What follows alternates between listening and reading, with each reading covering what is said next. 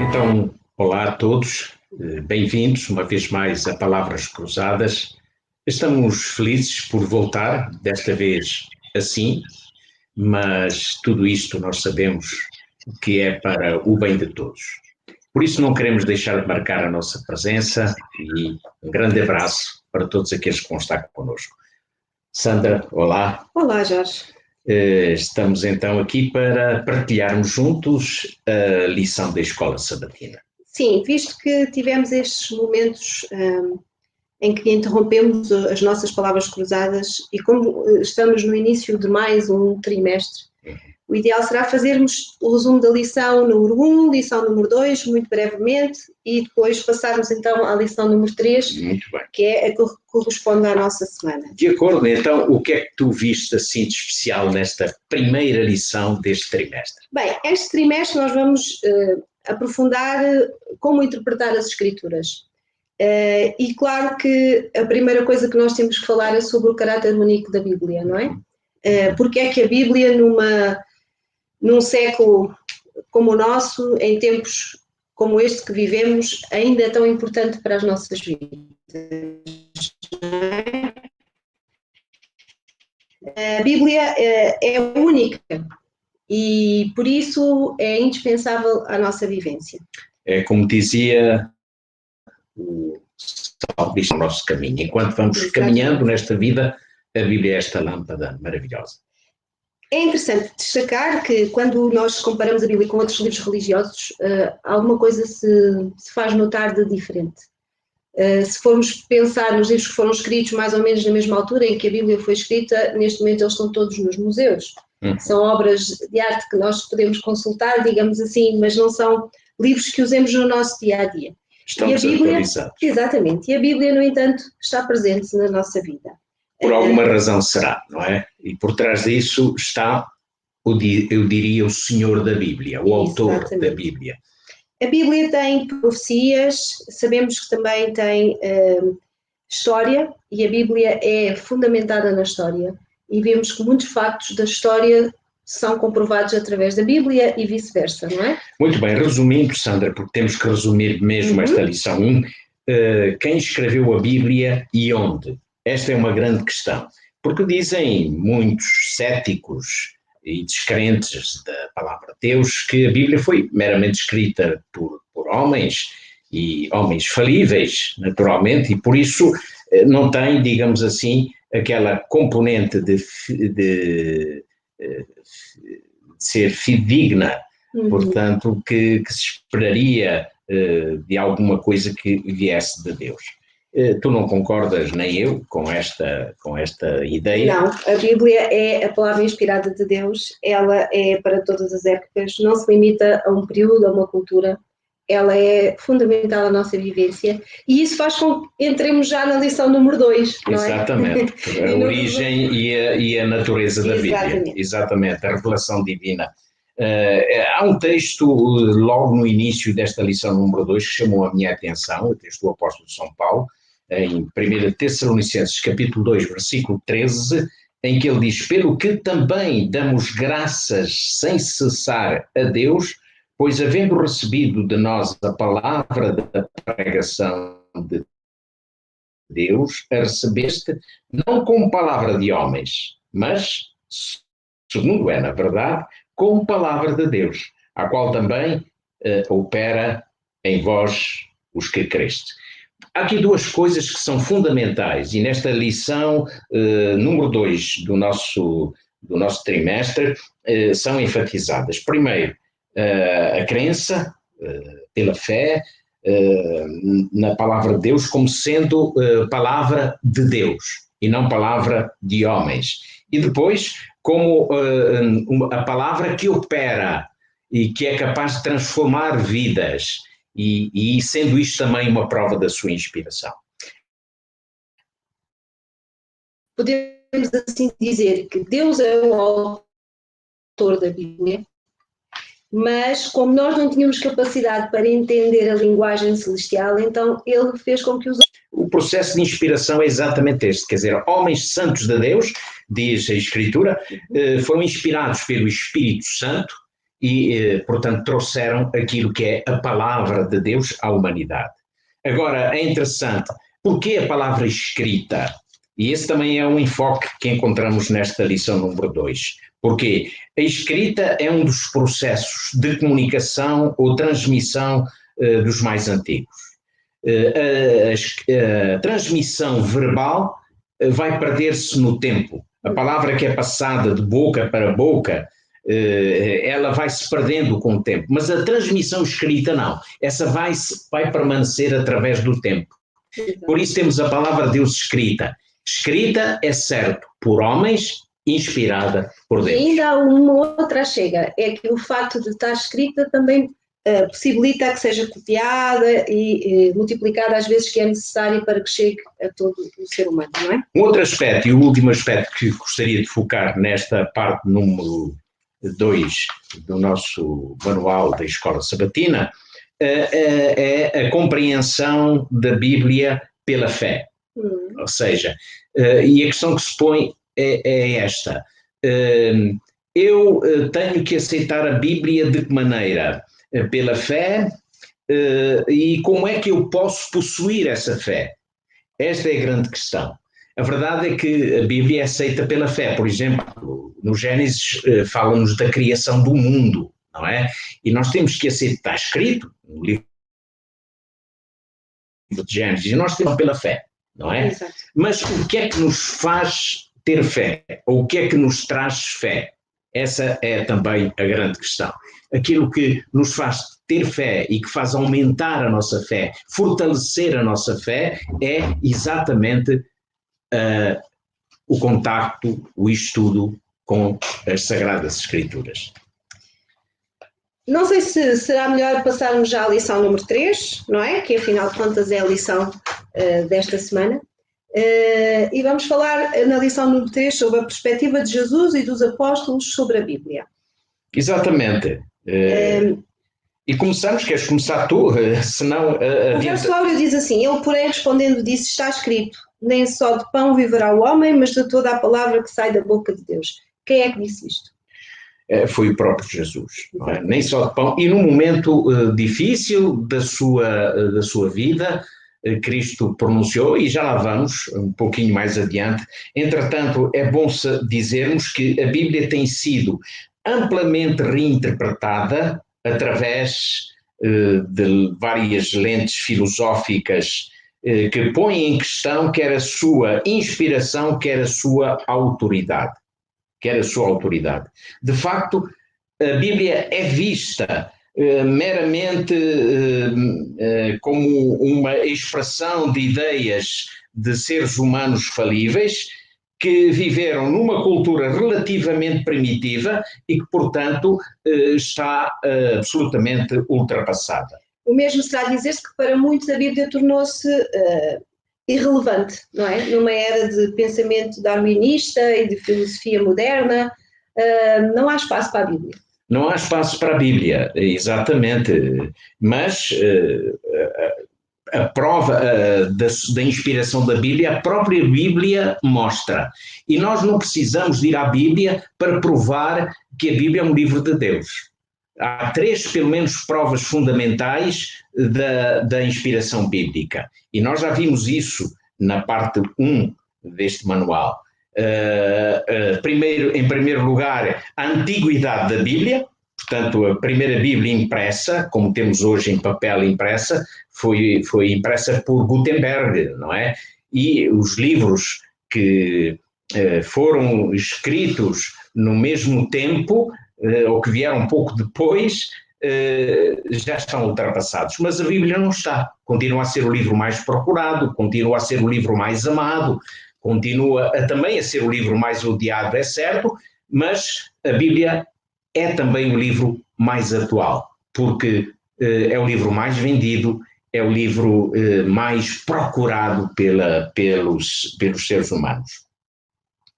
É importante percebermos como Jesus e os apóstolos lidaram com a Escritura. Exato. É muito importante, principalmente, pensarmos em Jesus. Jesus, no seu exemplo aqui nesta terra, ele evidenciou a importância da Bíblia nas nossas vidas, a importância da Escritura. E podemos constatar isso num momento muito difícil da sua vida, que foi o momento da tentação. E nesse momento da tentação, Jesus defendeu-se sempre com o está escrito. Queres aprofundar um bocadinho essa parte? Sim, porquê? Vamos ver aqui que após o batismo de Jesus por João, no Rio Jordão, é aí que é marcado o início do ministério de Cristo. E depois diz a Bíblia que ele foi conduzido ao deserto pelo Espírito Santo, não é? E ali ele foi tentado, na sua condição humana mais enfraquecida pelo jejum que estava a fazer. Foi tentado por Satanás. E quando foi tentado, Satanás vai usar uma arma para tentar, portanto, derrotar Jesus naquela tentação. E há aqui realmente vários fatores que vamos analisar daqui a pouco, porque agora vamos ter como inspiração um cântico que chega em boa altura. O Deus do impossível. O Deus do impossível.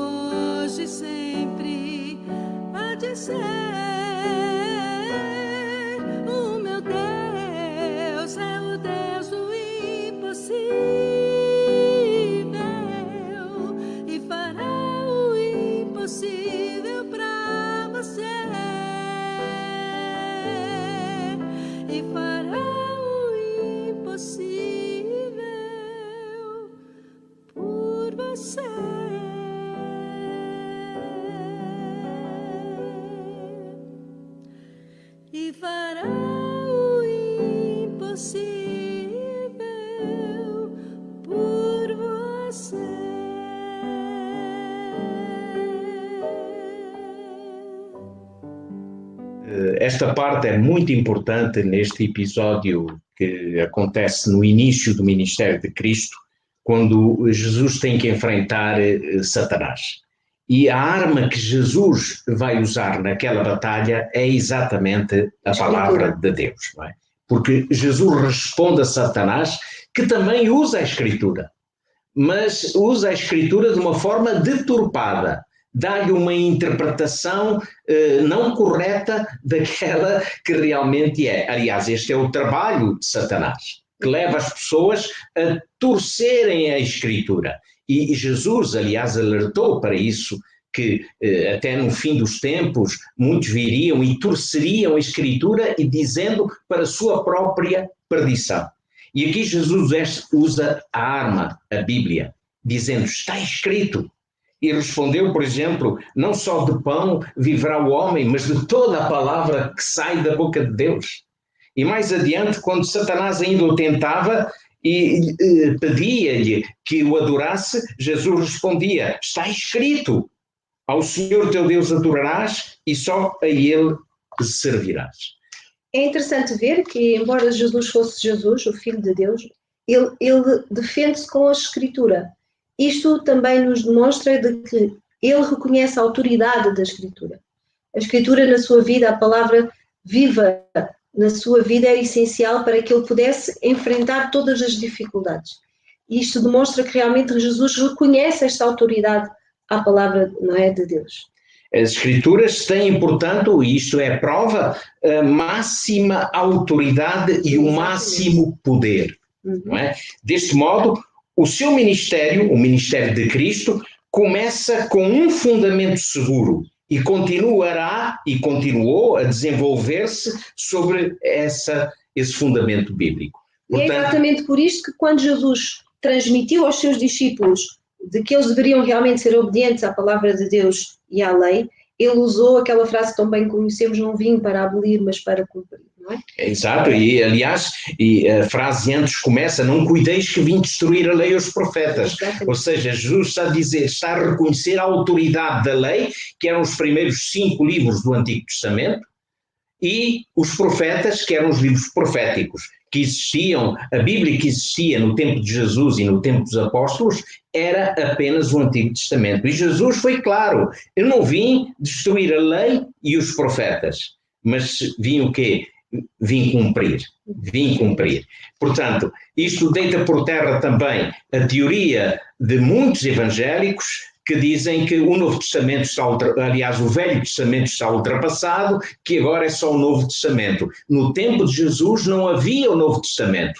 E Jesus dizia, eu não vim abolir a lei e os profetas, estava-se a referir ao Antigo Testamento. E Jesus também quis ensinar, e em particular os saduceus, de que realmente não valeria apenas conhecer a Bíblia num patamar meramente intelectual.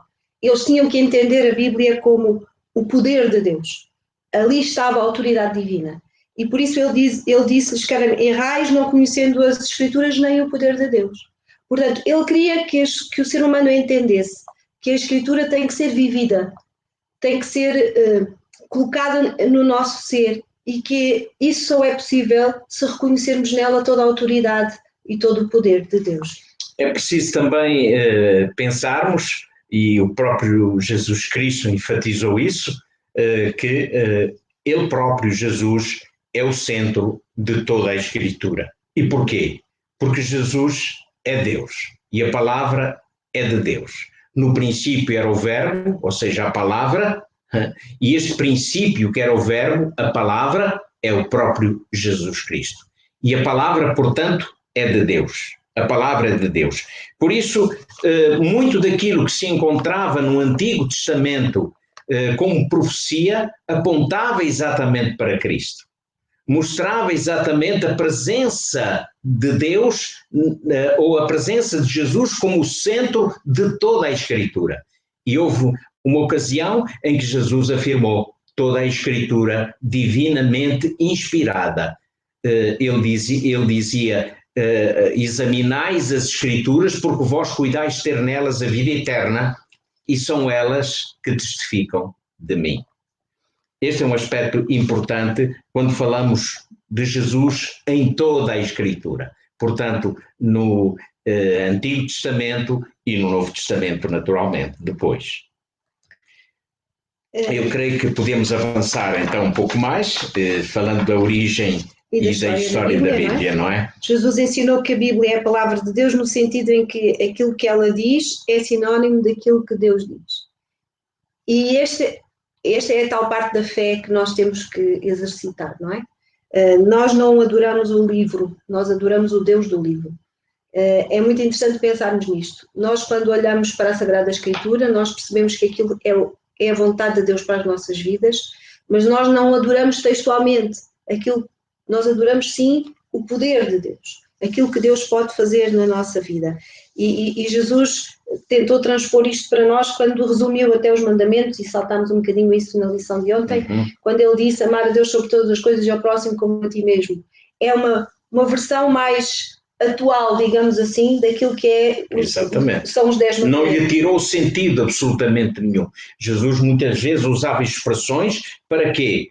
Para tornar prática, não é? Para tornar mais acessível, mais compreensível a palavra de Deus. Portanto, não lhe alterou o sentido, a inspiração está lá e Jesus não altera, porque ele próprio disse, eu não vim destruir, não vim abrogar, eu vim cumprir, eu vim dar-lhe o ênfase que ela própria deve ter. Outro aspecto é que Jesus também fala das histórias que encontramos no Velho Testamento como histórias reais, não é?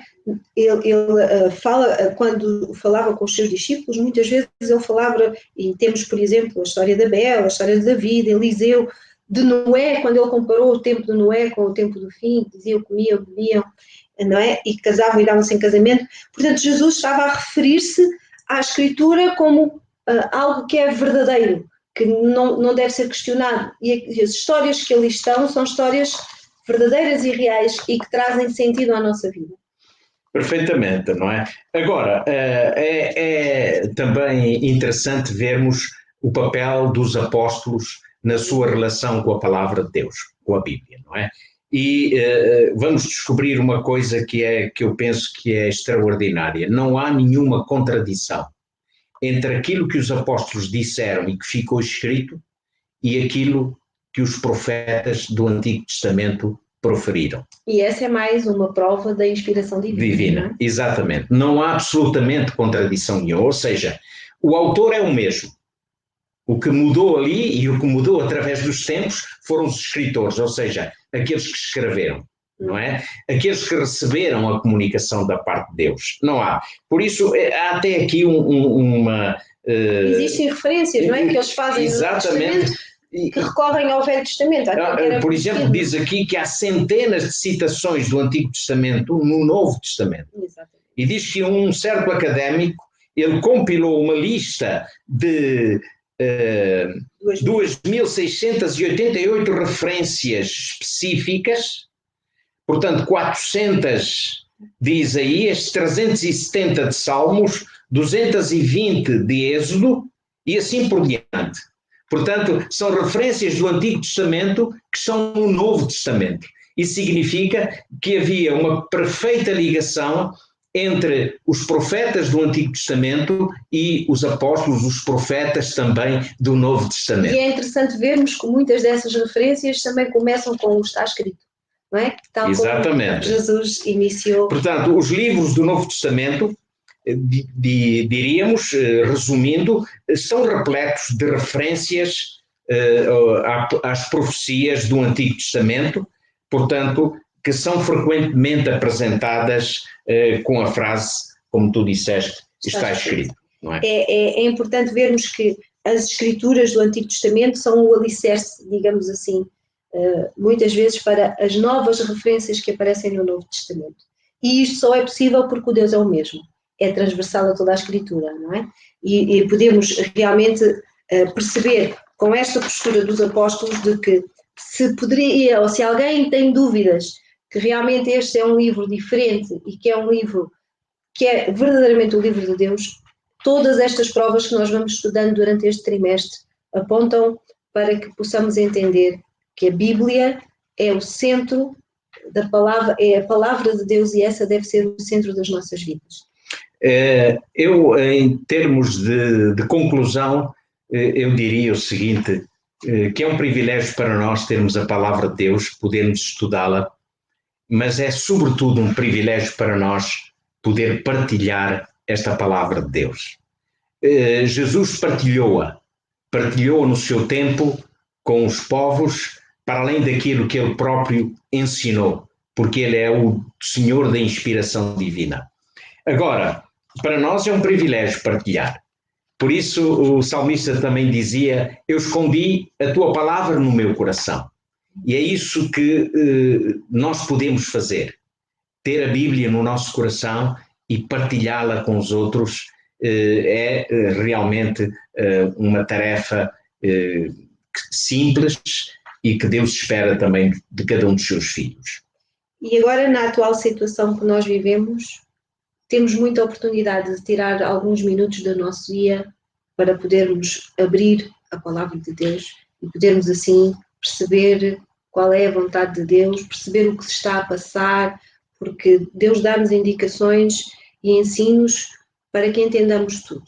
É um privilégio realmente ter um trimestre em que vamos poder aprofundar este livro maravilhoso que é a Bíblia e convidamos a todos para que venham connosco nesta viagem, digamos assim, e que realmente possamos tornar a palavra essencial, que é essencial às nossas vidas, torná-la assim prioridade também nas nossas vidas.